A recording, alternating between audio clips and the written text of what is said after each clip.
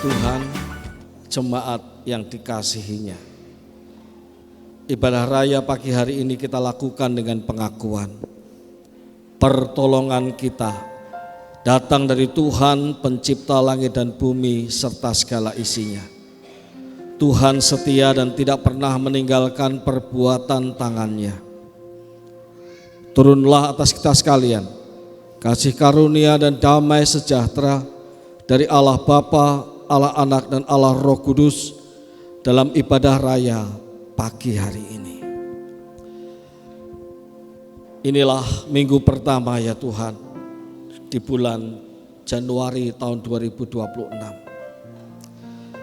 Kami datang kepada Engkau meski kondisi sedang air pasang. Beberapa bagian gereja tergenang air. Tetapi hati kami ya Tuhan rindu kepadamu. Kami rindu mendekat kepadamu, mengagungkan Engkau. Mengutamakan Engkau lebih dari segala-galanya ya Tuhan. Dan Engkau Tuhan kami percaya ada bersama-sama dengan kami. Memberkati kami dengan berkat yang sama, yang tak kurang. Dari hari ke hari termasuk pada hari ini.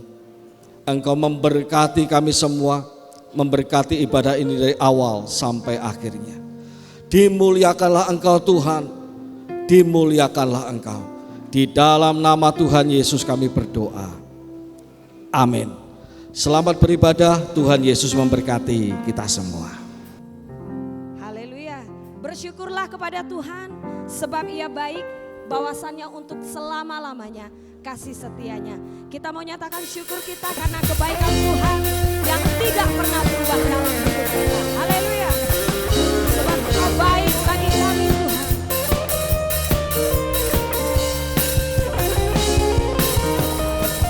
Tiada berkesudahan kasih setiamu Tuhan, selalu baru rahmat-Mu bagiku.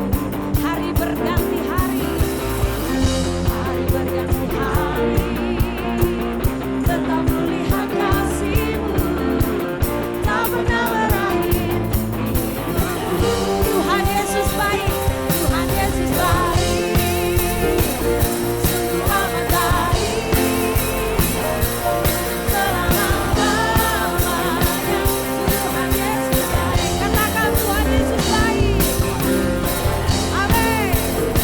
Sungguh amat baik, selama-lamanya. Tuhan Yesus baik. Untuk selama-lamanya Engkau baik bagi kami Tuhan.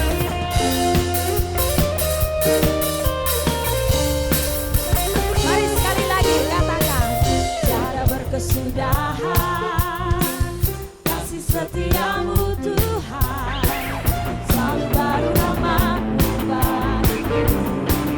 Hari berganti hari, tetap melihat kasih-Mu, tak pernah berakhir di hidupku. Mari angkat tangan kita katakan, Tuhan Yesus baik, sungguh amat baik, selama-lamanya.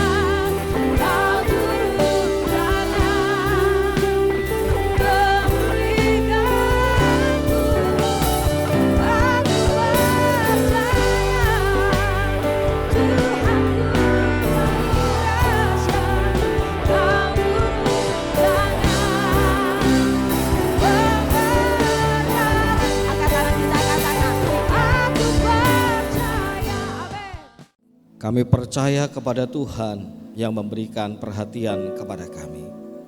Engkau yang telah turun ke dunia, menyelamatkan kami, memberikan kami pengharapan dalam kehidupan kekal, adalah Allah yang sama, yang memberikan jaminan dalam kehidupan kami selama kami ada di dunia ini. Kami percaya Engkau terlibat dalam kehidupan kami. Engkau ada bersama-sama dengan kami, entah kami sadari atau tidak.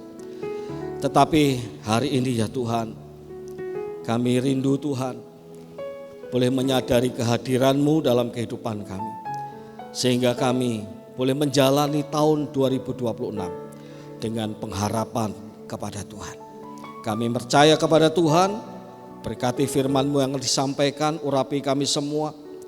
Buatlah kami memahami ya Allah Roh Kudus, ajarilah kami untuk mendengar dan ajarilah kami juga untuk melakukannya. Engkaulah kekuatan kami. Di dalam nama Tuhan Yesus kami berdoa. Amin. Silakan duduk Bapak Ibu sekalian, puji nama Tuhan. Selamat tahun baru 2026 Bapak Ibu sekalian yang dikasihi oleh Tuhan. Dan sambil juga kita menyongsong atau menantikan beberapa, tidak kurang dari 2 bulan ya, kurang dari 2 bulan kita akan juga merayakan tahun baru Imlek. Puji nama Tuhan. Jemaat yang dikasihi oleh Tuhan, kondisi gereja kita, bangunannya maksudnya, kita bisa lihat di kiri banjir ya, di depan banjir, tetapi puji nama Tuhan, Bapak Ibu sekalian boleh tetap punya semangat dan sukacita untuk datang kepada Tuhan dan beribadah kepada Tuhan. Ada saatnya bahwa kondisi ini akan kita atasi bersama-sama dengan Tuhan. Amin. Puji nama Tuhan. Jemaat yang dikasihi oleh Tuhan, di bulan Januari ini kita akan bersama-sama mengumpulkan tema tentang pengharapan dalam mengutamakan kerajaan Allah dan kebenarannya. Dan sepanjang tahun 2026 kita akan bersama-sama dipandu, dituntun oleh tema yang mengarahkan pelayanan kita, yang mengarahkan pelayanan seksi-seksi adalah mengutamakan kerajaan Allah dan kebenarannya. Dan hari ini kita akan mendengarkan satu tema awal di minggu pertama bulan Januari tentang jangan khawatir tentang hidupmu. Matius pasal yang ke-6 ayat yang ke-25 sampai ayat yang ke-30 kita akan baca satu, sebenarnya sampai ayat 34, tapi khotbah ini akan berseri, akan berlanjut pada ulang tahun gereja besok hari Minggu tanggal 11. Kita akan dilayani oleh pendeta Samuel Asdi dari GIA Kedungun. Dan di ulang tahun gereja itu kita akan melanjutkan firman Tuhan tentang janganlah khawatir. Ya. Jemaat yang dikasihi oleh Tuhan, mari kita baca, memberi perhatian pada pagi hari ini dari ayat 25 sampai ke 30 saja. Ya. Minggu depan kita lanjut. Demikian firman Tuhan. Karena itu aku berkata kepadamu, janganlah khawatir tentang hidupmu, mengenai apa yang hendak kamu makan atau minum. Dan janganlah khawatir tentang tubuhmu, mengenai apa yang hendak kamu pakai. Bukankah hidup itu lebih daripada makanan, dan tubuh itu lebih daripada pakaian? Pandanglah burung-burung di udara, yang tidak menabur, tidak menuai, dan tidak mengumpulkan dalam lumbung, namun Bapamu yang di surga memberi mereka makan. Bukankah kamu jauh lebih berharga daripada burung-burung itu? Siapakah di antara kamu yang karena kekhawatirannya dapat menambah sehasta saja pada jalan hidupnya? Mengapa kamu khawatir mengenai pakaian? Perhatikanlah bunga bakung di ladang, bagaimana mereka tumbuh. Mereka tidak bekerja keras, dan tidak memintal. Namun aku berkata kepadamu, Salomo dalam segala kemegahannya pun tidak berpakaian seindah salah satu dari bunga itu. Jadi jika rumput di ladang yang hari ini ada dan besok dibuang ke dalam api, demikian didandani Allah, tidakkah Ia akan lebih lagi mendandani kamu, hai orang yang kurang percaya? Jemaat yang dikasihi oleh Tuhan, kalau kita lihat di media sosial, berita-berita prediksi ekonomi, prediksi tentang keamanan, prediksi tentang situasi global, prediksi tentang situasi nasional atau lokal, kita akan ketemu banyak prediksi-prediksi yang negatif. Ya, sekali lagi kita akan ketemu dan mudah ketemu banyak prediksi-prediksi yang negatif. Ekonomi tahun 2026 lebih suram dari 2025 katanya begitu. Dan banyak hal-hal yang lain tentang indeks saham dan lain sebagainya, anjlok dan lain sebagainya. Tetapi ada sedikit berita yang cukup punya nada optimis tentang ekonomi tahun 2026. Di mana Bank Dunia memprediksi ekonomi Indonesia tetap akan tumbuh 5-5,2%. Tetapi pemerintah kita optimis melampaui itu. APBN yang disusun mencanangkan 5,4% pertumbuhan ekonomi Indonesia. Bahkan sebelum tahun baru, Menteri Ekonomi kita, Menteri Keuangan kita berkata dengan nada yang optimis bahwa dia akan mendorong supaya ekonomi Indonesia di tahun 2026 tidak hanya sampai 5,4% tapi sampai 6%. Tentu dari mana yang benar di antara sekian banyak berita yang negatif dengan berita yang positif? Kita tidak tahu sebagai orang-orang yang awam di bidang ekonomi, kita tidak ada yang tahu. Prediksi-prediksi yang lain soal keamanan, soal toleransi. Diprediksi bahwa tahun 2026 akan lebih baik kehidupan toleransi di Indonesia. Dengan mulai munculnya berbagai perayaan Natal di tingkat-tingkat provinsi misalnya. Sebagaimana dibuka secara lebar, DKI Jakarta berhari-hari mengadakan perayaan Natal di tempat-tempat umum diizinkan. Paduan-paduan suara. Tetapi apakah benar toleransi akan merebak? Ada sebagian juga yang bernada negatif. Ini Indonesia, Pak. Orang boleh percaya toleransi membaik, tetapi tetap akan ada hal-hal yang menciderai toleransi. Mana yang benar? Jemaat yang dikasihi oleh Tuhan, apakah prediksi ekonomi, prediksi keamanan, prediksi tentang toleransi dan prediksi-prediksi yang lain? Mana yang benar? Jawab kita adalah, mari kita akan lihat dalam perjalanan di tahun 2026 itu akan membuktikan. Ya. Orang boleh memprediksi apa saja, tetapi kenyataan akan membuktikannya di lapangan.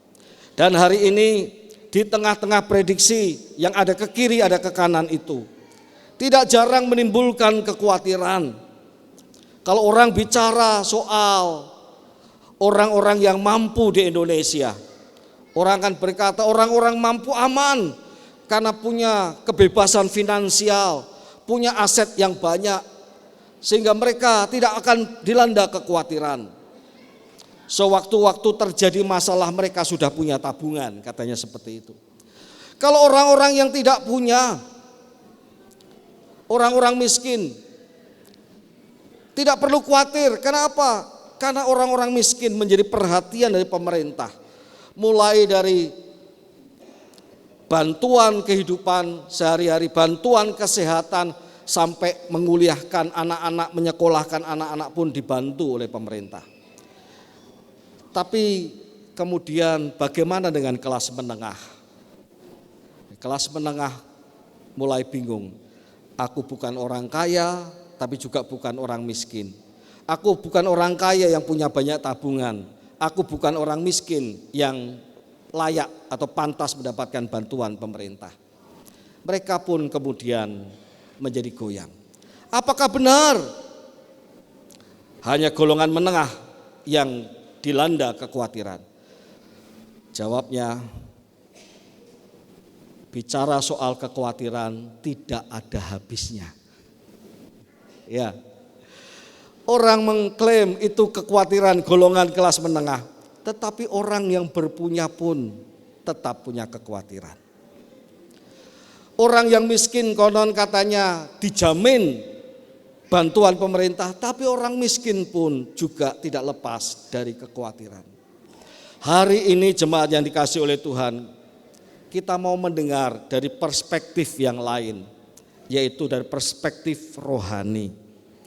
Kita tidak mendengar dari perspektif ekonomi, prediksi-prediksi ekonomi.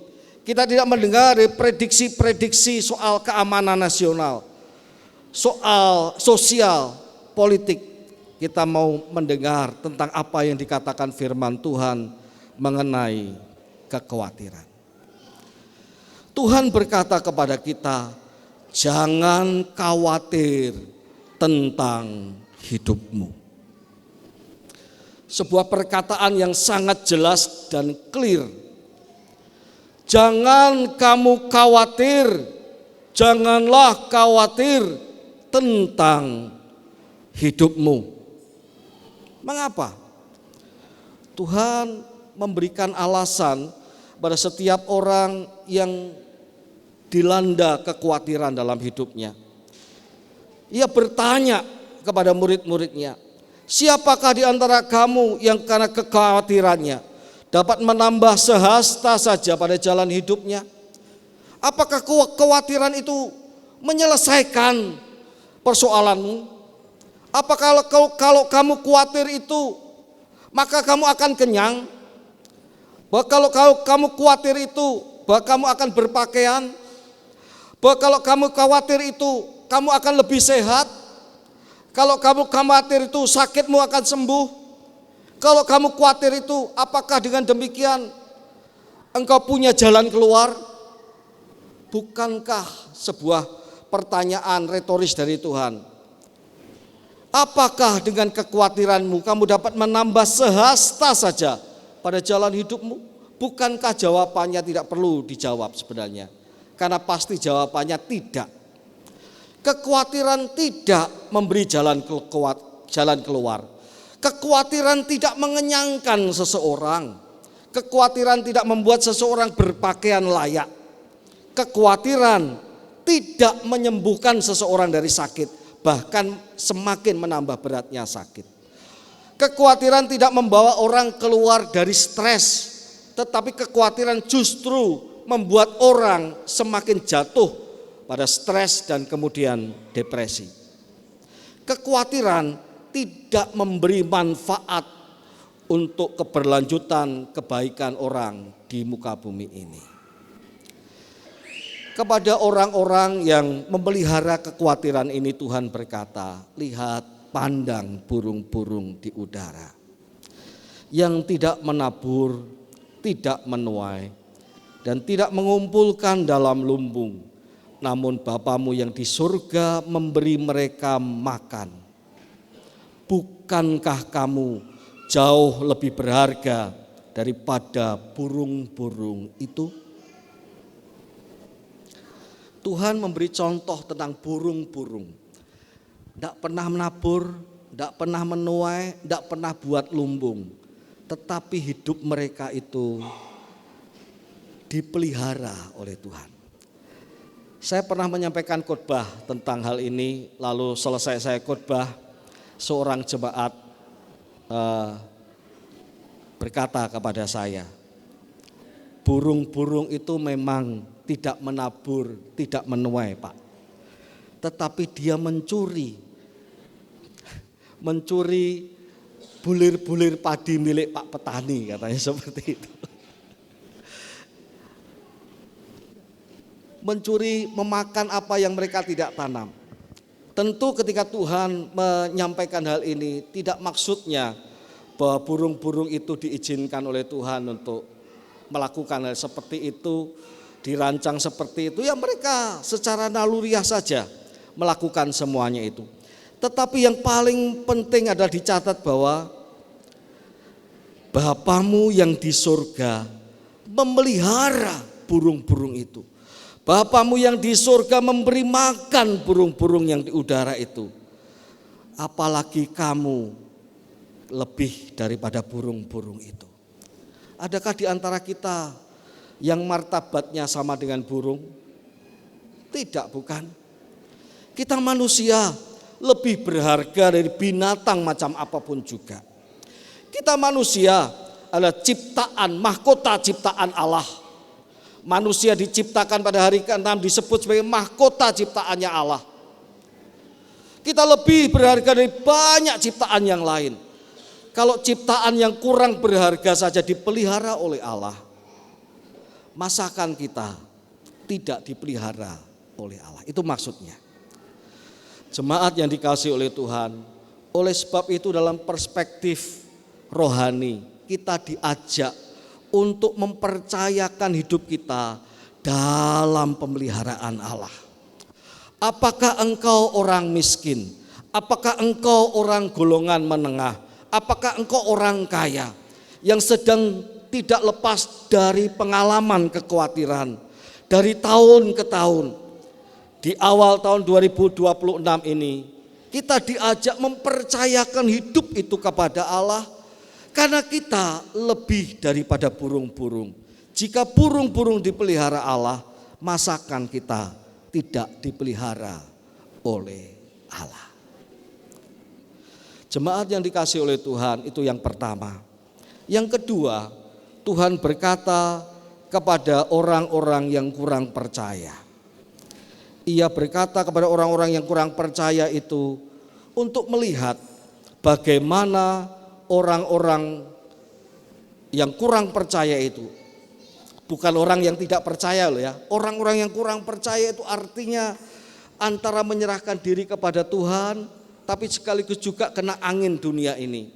Angin dunia panas, ikut panas, angin dari Tuhan dingin, rasanya segar, begitu kembali dalam angin yang diterpa angin dunia merasa khawatir lagi, ketemu dengan Tuhan merasa sejuk lagi. Orang ini disebut angin-anginan. Kepercayaannya tidak penuh, tidak sungguh-sungguh dapat mempercayakan hidupnya kepada Tuhan. Sehingga kepada orang-orang ini Tuhan berkata dengan lembutnya, lihat, bunga bakung di ladang. Bagaimana mereka tumbuh? Mereka tidak bekerja keras dan tidak memintal. Namun aku berkata kepadamu, Salomo dalam segala kemegahannya tidak berpakaian seindah salah satu dari bunga itu. Ini konklusinya pada ayat 31. Pada ayat 30. Jadi jika rumput di ladang yang hari ini ada dan besok dibuang ke dalam api, demikian didandani Allah, tidakkah ia akan terlebih lagi mendandani kamu, hai orang yang kurang percaya. Jemaat yang dikasihi oleh Tuhan, kepada orang-orang yang kurang percaya, yang selalu memberi ruang, punya ruang dalam hatinya untuk kekhawatiran, Tuhan berkata, lihatlah bunga bakung, lihatlah rumput-rumput di ladang. Salomo yang kaya raya itu, Salomo yang raja itu, tidak pernah berpakaian seindah salah satu dari rumput itu. Allah itu mendandani rumput itu, masakan ia tidak akan mendandani kamu, kata firman Tuhan. Jemaat yang dikasihi oleh Tuhan, dua bagian ayat ini mengajak kita untuk melihat bahwa Allah itu turut serta dalam memelihara kehidupan kita.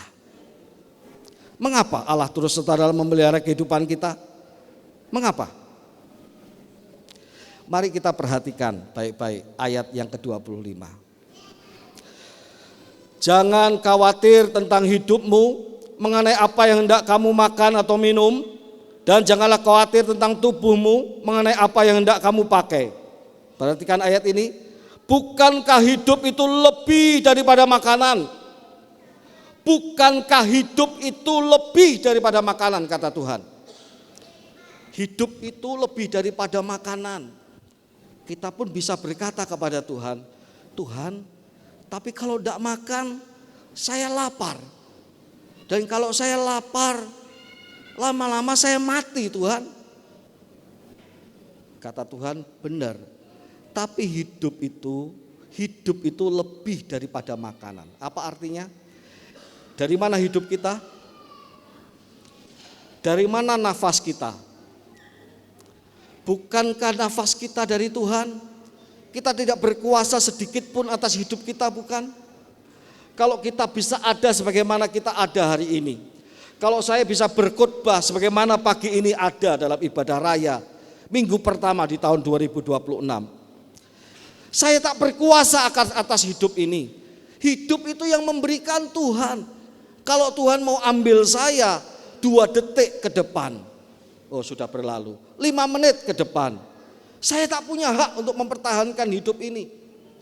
Tuhan bisa ambil hidup saya di muka bumi ini, karena Tuhan yang berkuasa atas nafas saya. Oleh sebab itu kalau Tuhan berkata, bukankah hidup lebih penting daripada makanan? Artinya apa? Hidup yang aku berikan kepadamu, maka aku bertanggung jawab juga selama kamu hidup di muka bumi itu. Aku yang memberikan nafas kepadamu, maka aku pun turut bertanggung jawab untuk memelihara nafas itu tetap ada dengan makanan selama aku izinkan hidup di muka bumi ini. Tuhan yang memberikan hidup, Tuhan juga yang turut serta memelihara dan bertanggung jawab atas kehidupan kita.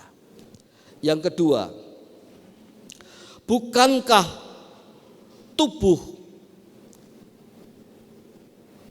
hidup lebih daripada dan tubuh itu lebih daripada pakaian?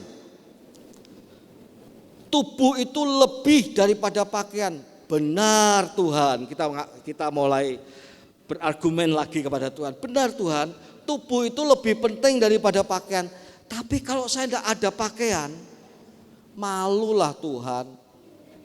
Kalau saya tidak ada pakaian, masa saya berani keluar Tuhan? Kok tidak ada pakaian? Pakaian kurang bagus atau pakaian dianggap kurang layak. Oh, malu kan Tuhan, saya kalau mau ketemu orang. Benar Tuhan, tubuh itu lebih penting daripada pakaian. Tapi kalau saya tidak punya pakaian, bagaimana saya bisa membawa tubuh ini? Apakah saya perlu telanjang? Wah, bisa heboh.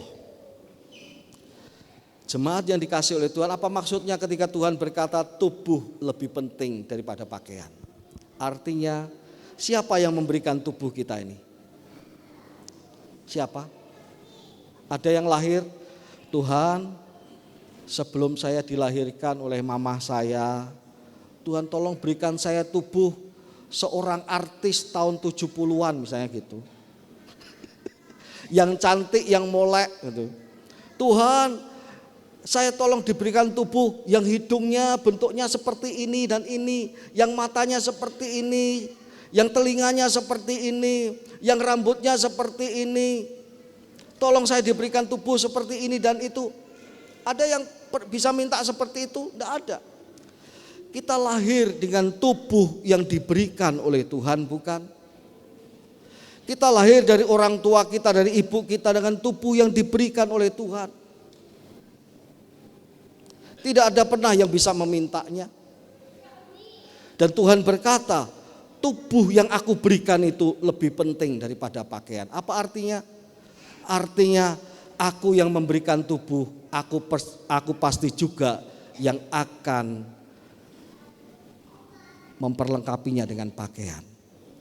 Bukankah ketika Adam dan Hawa jatuh dalam dosa, lalu mereka mengetahui bahwa dirinya telanjang. Bukankah Allah juga yang berinisiatif untuk memberikan kepada mereka pakaian dari kulit binatang? Demikianlah juga hidup kita. Kalau Allah memberikan kepada kita tubuh kita, Dia juga yang turut bertanggung jawab untuk mendandaninya. Namun jemaat yang dikasihi oleh Tuhan, kalau kita mendengarkan ayat-ayat seperti ini, kita merasa,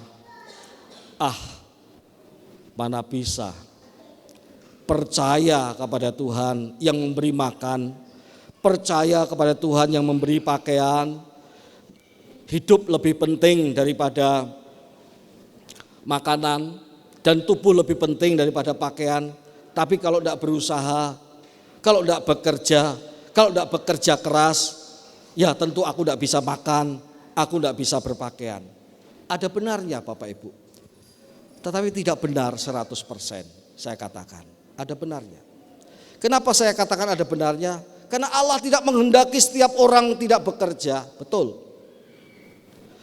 Tetapi salah kalau kita berkata, karena hanya pekerjaan keras saya, karena hanya usaha saya, maka saya bisa makan, maka saya bisa berpakaian. Itu salah. Salah. Karena Tuhan tidak mengajak kita untuk mengandalkan kemampuan kita. Tuhan mengajak kita dalam setiap laku kita itu mempercayakan hidup ini dalam tangan pimpinan Tuhan. Ada hal tertentu yang Tuhan buktikan bahwa ketika orang tidak bisa mengandalkan apa-apa, Tuhan pun memelihara. Jemaat yang dikasihi oleh Tuhan, ya, kalau orang yang berkata, semua karena usaha saya bisa makan karena usaha saya bisa berpakaian layak karena kerja keras saya. Itu benar separuh, tidak benar seluruhnya. Sampai suatu saat Tuhan buktikan, ketika kamu tidak bisa apa-apa, aku memelihara kamu. Ada seorang hamba Tuhan yang mungkin pernah saya ceritakan di tempat ini. Tidak tahu besok mau makan apa. Dan hamba Tuhan ini bercerita langsung kepada saya, 4 mata dengan saya. Seorang hamba Tuhan senior yang sedang merintis sebuah jemaat, dan sampai beliau dipanggil Tuhan, jemaat itu belum dewasa. Artinya beliau setia merintis jemaat itu begitu rupa dengan ekonomi yang tidak mapan. Sama sekali jauh dari mapan. Sampai suatu saat hamba Tuhan ini berkata kepada saya, suatu kesempatan besok saya dengan istri dan 2 anak saya tidak tahu mesti makan apa. Kami hanya bisa berlutut dan berdoa. Hamba Tuhan mau kerja apa? Mau ke rumah jemaat untuk minta uang? Tidak pantas bukan? Apalagi kalau dia punya jemaat yang sederhana, kepada siapa dia mesti mengadu? Apakah dia perlu untuk usaha, dia tidak punya modal dan lain sebagainya. Ada banyak kendala. Dia mau coba lakukan jualan ini dan itu, mungkin dia terbatas dalam kemampuan dan lain sebagainya. Dia berdoa kepada Tuhan. Dan saat ia berdoa, ada seorang gila terkenal di daerah itu, orang yang gila, yang biasa melempar daun-daun dimasukkan ke dalam tas kresek ya, dimasukkan dalam tas kresek. Seringkali orang gila ini melempar daun yang sudah dibungkus dengan tas kresek itu ke rumah-rumah. Dan saat itu juga orang gila ini melempar yang sama ke halaman gereja, dilempar bungkusan itu. Lalu sang pendeta ini iseng-iseng, wah daun, pasti daun yang dilempar. Tetapi begitu dibuka, yang dilempar oleh orang gila itu adalah sebungkah uang kertas. Ini bukan daun jadi uang kertas, bukan ya. Tapi uang kertas. Ini mau dikembalikan, siapakah dia cerita kepada saya. Ini mau dikembalikan ke orangnya gila, pasti dia tidak tahu ngambil dari mana. Kalau mau dikembalikan kepada siapa? Kalau diumumkan ini ada uang saya temukan siapa? Nanti kalau banyak orang yang ngaku, waduh bingung juga. Akhirnya dia maknai, Tuhan mungkin ini caramu menolong kami. Dan hamba Tuhan itu berkata, setiap kali dia butuh, orang gila itu selalu melempar bungkusan itu ke halaman gereja. Setiap kali dia butuh, orang gila itu selalu melempar bungkusan itu ke halaman gereja. Tetapi begitu kebutuhannya dicukupi, orang gila itu berhenti melempar bungkusan itu ke halaman gereja. Dan yang dilempar orang gila itu selalu adalah uang, dan itu cukup untuk hidupnya, tidak lebih dan tidak kurang. Jemaat yang dikasih oleh Tuhan, ketika mendengar ini, kita mau percaya, mau tidak? Dalam hati saya, ketika saya mendengar cerita hamba Tuhan ini, terus terang dalam hati saya, apa benar seperti itu? Tetapi sekaligus saya diingatkan untuk percaya bahwa Tuhan itu memelihara. Tuhan itu memelihara hidup setiap anak-anak Tuhan. Tuhan itu memelihara hidup setiap orang yang percaya kepadanya. Saya diajar untuk percaya setelah saya punya pengalaman sendiri dalam kehidupan saya. Jemaat yang dikasih oleh Tuhan, suatu saat istri saya berkata kepada saya, yuk Pak buat rincian pendapatanmu, coba dirinci. Oke, saya tidak mau sebenarnya. Tidak mau, Mah buat apa? Yang penting Tuhan tiap bulan cukupkan kita kok. Tidak, coba aja dirinci. Sinti sampai pengeluaran. Dah berapa? Kalau dari rincian ini Pak, harusnya dompetmu tidak ada uangnya. Kata istri saya, harusnya dompetmu tiap bulan tidak ada uangnya. Tapi saya katakan kepada istri saya, bukankah dompet saya tidak pernah tidak ada isinya? Jemaat yang dikasih oleh Tuhan, orang mau secara logika tidak mudah untuk percaya. Tetapi sungguh Tuhan itu pemelihara hidup orang percaya. Amin. Tuhan itu pemelihara hidup kita. Firman Tuhan ini tidak melarang kita untuk bekerja keras, malah harus. Firman Tuhan ini tidak melarang kita untuk berinovasi, berkreasi, enggak, malah wajib. Tapi firman Tuhan ini melarang kita untuk selalu berkata semua karena saya.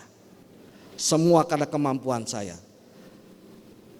Firman Tuhan ini tidak mengajak kita sebab ada orang-orang yang kemudian karena saya, karena kemampuan saya diizinkan Tuhan mengalami kekhawatiran yang hebat. Pada saat itu orang itu pun akan diajar untuk tahu bahwa hidupmu bukan karena kemampuanmu, bukan karena usahamu saja. Hidupmu itu karena penyerahanmu kepadaku. Jemaat yang dikasih oleh Tuhan, sekali lagi firman Tuhan ini mengharuskan kita bekerja keras, mengharuskan kita berusaha, berkreasi, mengembangkan diri, mencari solusi. Tetapi jangan khawatir. Percayakan semua usahamu, percayakan hidupmu di tahun 2026 ini, percayakan kreativitasmu, percayakan bisnismu, percayakan investasimu, percayakan pelayananmu, percayakan kesehatanmu kepada Tuhan. Saya ini menderita darah tinggi Bapak Ibu sekalian. Sehingga dokter menyuruh saya untuk selalu konsumsi obat sehari sekali. Ya. Sehari sekali, tiap mau tidur malam saya konsumsi obat. Namun kadang-kadang saya lupa untuk konsumsi obat. Istri saya yang khawatir, tapi saya tidak khawatir. Pak, sudah minum obat? Sudah. Ya. Tapi kadang-kadang sampai pagi berapa hari saya lupa, termasuk semalam saya lupa konsumsi obat. Apakah ketika tidak konsumsi obat saya khawatir? Enggak. Pak Irwan tanya kepada saya, mengingatkan saya, Pak jangan banyak makan durian Pak, Bapak darah tinggi bahaya Pak, katanya gitu. Enggak Pak, saya kemarin tahun baru cuma habis 8